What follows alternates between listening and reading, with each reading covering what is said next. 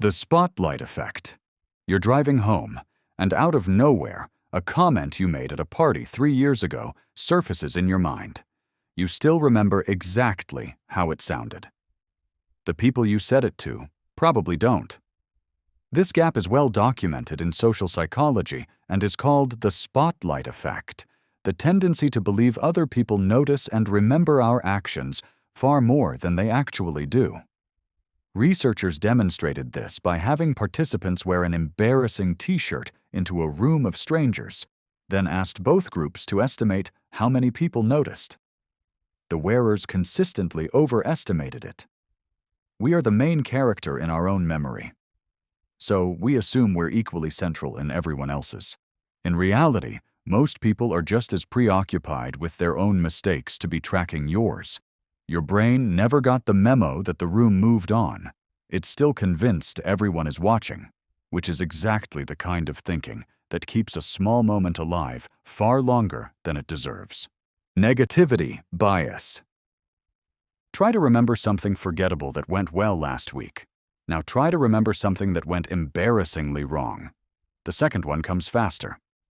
Psychologists refer to this asymmetry as negativity bias, our tendency to give more mental weight to negative experiences than positive or neutral ones of equal intensity. This isn't a flaw. It's a feature carried over from an environment where noticing a threat mattered more than noticing something pleasant. A missed danger could be fatal. A missed compliment was just a missed compliment. Socially, embarrassment functions like a threat signal, a sign that your standing in the group may have dropped, so the brain files it with extra urgency, tagging it as important information worth revisiting. This is why a single awkward exchange can outweigh a dozen normal ones in your memory. Your mind isn't punishing you. It's prioritizing what it once believed you needed to survive, and it hasn't quite updated the threat level since. Social evaluative threat. There's a reason embarrassment feels different from ordinary mistakes, like dropping your keys or missing an exit. Embarrassment involves other people watching, judging, deciding something about you. Psychologists call this social evaluative threat, and research consistently shows it's one of the most powerful triggers of stress in humans, activating a physiological response even when there's no real danger present. Humans evolved in small, interdependent groups, where your reputation genuinely affected your access to resources, protection, and belonging. Being seen as foolish wasn't just uncomfortable, it carried real social cost. So the nervous system treats a judging audience the way it once treated a genuine threat, on high alert, heart rate up, ready to respond. That's why the memory of freezing during a presentation or stumbling over your words in front of a group sticks so vividly. Your brain wasn't just recording an event, it was recording a moment it believed your social survival was on the line. Self-focused attention. During an embarrassing moment, something shifts. Instead of paying attention to the room, you become intensely aware of yourself, your voice, your face, the pause after you spoke. Psychologists call this self-focused attention, a narrowing of awareness inward that tends to spike during moments of social anxiety or perceived failure. This heightened self-monitoring means the moment gets encoded with unusually rich, first-person detail.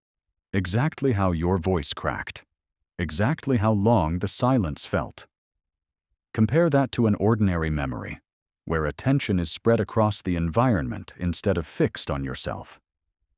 The more intensely you were monitoring yourself in the moment, the more vivid and specific the memory tends to be later. This is part of why you can recall the exact sentence you fumbled a decade ago, but can't remember what you had for lunch 3 days ago. Your attention wasn't on the moment. It was locked entirely on you. And memory follows attention closely.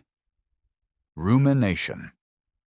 Once an embarrassing memory surfaces, the mind rarely just glances at it and moves on. It circles back. Again. This repeated, involuntary revisiting is known as rumination, a pattern where the mind returns to a distressing event without reaching resolution. Unlike reflection, which tends to process an experience and settle it, rumination keeps replaying the same scene without producing any new insight or closure. Each replay reactivates the emotional charge attached to the memory, which paradoxically reinforces how easily accessible that memory becomes. This is why a single cringeworthy exchange from years ago can resurface unprompted, seemingly for no reason, while genuinely important events fade with time. The memory isn't stronger because it mattered more. It's stronger because your mind kept rehearsing it, treating an old moment like unfinished business that still requires resolving, even though the moment itself ended a long time ago. Counterfactual thinking. Almost every embarrassing memory comes with a ghost attached to it, the version of events where you said the right thing instead. Psychologists call this counterfactual thinking, the mental habit of generating alternative outcomes to something that already happened. It's a normally useful process, helping us learn and plan for the future. But when applied to a moment you can't change, it becomes a loop with no exit. You picture the better response, the wittier reply, the version where you didn't freeze, and each imagined alternative sharpens how bad the real moment feels by comparison. This is why the memory can feel worse years later than it did the day it happened. You've had years to write better dialogue for a scene the moment doesn't need rewritten. Your brain isn't remembering what happened. It's remembering what happened next to what should have happened, and the gap between them is where the sting lives. Memory reconsolidation. Every time you recall an old embarrassing moment, you're not simply replaying an untouched recording. Memory research suggests that recalling a memory can make it temporarily unstable, requiring the brain to essentially resave it, a process called reconsolidation. Whatever emotional state you're in during that recall, anxious, tired, self-critical, can subtly reshape how the memory gets stored again. So if you tend to revisit an embarrassing memory while already stressed or overthinking, that stress may get woven back into the memory itself, making the next recall feel even more intense. In a strange way, thinking about an old embarrassing moment can slightly rewrite it, and not always for the better. This may help explain why certain memories seem to gain emotional weight over time instead of fading, despite the actual event growing more distant. You're not just remembering the moment anymore. You're remembering every version of yourself that has revisited it since. Why quiet moments trigger memory? It's 11:47 p.m. You're lying in bed, and out of nowhere, a memory from 10 years ago appears, uninvited and fully detailed. During the day, your attention is split across dozens of tasks, competing for mental bandwidth. At night, or in any quiet, low-stimulation moment, that competition disappears.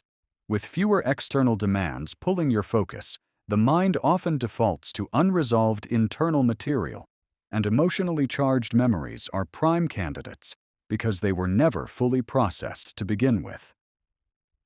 This is less a punishment and more a byproduct of having nothing else to attend to. Some researchers link this to how the mind uses quiet periods to consolidate and organize experience, and unfinished emotional business tends to resurface first. It isn't that your brain waited until midnight to torment you. It's that midnight was simply the first moment all day when nothing else was loud enough to compete with it.